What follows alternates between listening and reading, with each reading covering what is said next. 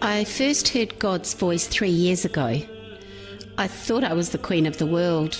I was on a real high, actually, because I thought I was going to be rich and famous, because God doesn't usually talk to people. I'd been very depressed at the time, and I said to God, if you don't do something about this, I'll kill myself. And then I just heard his voice. I felt a huge sense of relief because I really believed God was talking to me, and I thought, oh, finally, I don't have to do this on my own. In bed at night, I had very vivid dreams, and every night God would show me things from my past that I'd done wrong, and I'd be extremely sorry. He'd say, oh, cut it out because there's nothing you can do about it. And then he'd show me the next thing. It was like a counselling session, and over time I realised that there was nothing I could do about the past. He was helping me to move on.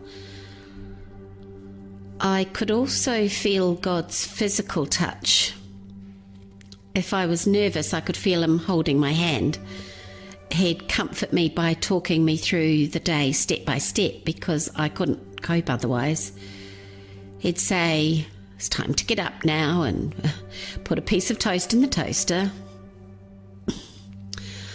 I was brought up in a strict Christian family, but I no longer believe in a Christian God.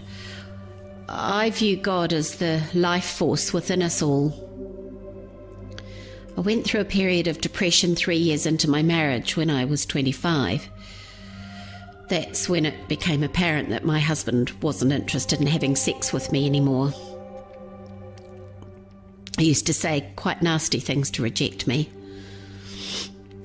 I didn't think I could live like that, but I managed to pull myself together and out of my depression. Things didn't change between my husband and me, but at least now we don't fight. There's just this huge void. When I was 36, my depression returned again.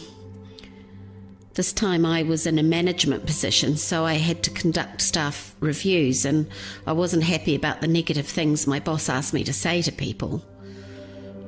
I lost a lot of friends. I wanted to leave my job, but my husband said that I couldn't because we needed the money.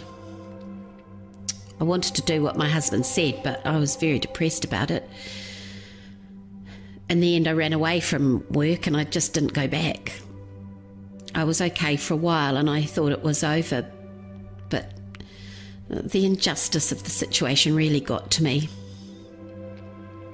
I didn't want to talk about anyone about how I was feeling because I didn't think there were any good people in the world to talk to. My kids were quite mean to me at times, and my husband never stood up for me.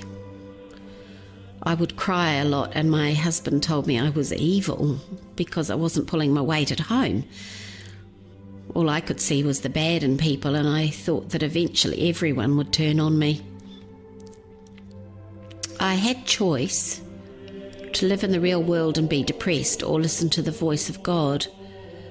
At that point I probably could have pulled out and controlled myself, but I didn't want to. God was scary sometimes, but he was still better than the real world. I ended up getting referred to mental health services. The doctors there put me on various drugs and talked about counselling, although that support never actually eventuated. The emphasis was on medication, but I think talking to somebody would have really helped, as I didn't think I had a medical problem. I was just sad about the world and needed to see that there were some really good people out there. Instead, I was medicated because they thought something was wrong with me. They diagnosed me with schizoaffective disorder and major depression. I didn't believe I had a disease. However, hearing stories of other people being medicated for the rest of their lives made me realise that there was nothing anyone could do to help me. I had to help myself, and I had to get away from mental health services if I wanted my life back. I think this was my first turning point. I picked myself up, pulled myself together and told them I was okay. For the first year and a half I've been going to a Hearing Voices group. This was another turning point for me. I really needed friends and to be with other people who were kind and good. The group's given me those friendships and an opportunity for me to talk about my reality. I sometimes think that people with mental illness are kinder than other people. I've learnt not to get worked up about small things anymore too. They don't really matter. You've got to search for your own truth and find your own way through and not let other people's truths lead you astray. Now I don't worry if anyone has a different opinion to me. I know what I believe in and I don't want to fight about it. I believe I was sane in my insanity. I wasn't sick and never truly have been. And even though I don't hear God so much now, I know He's still there.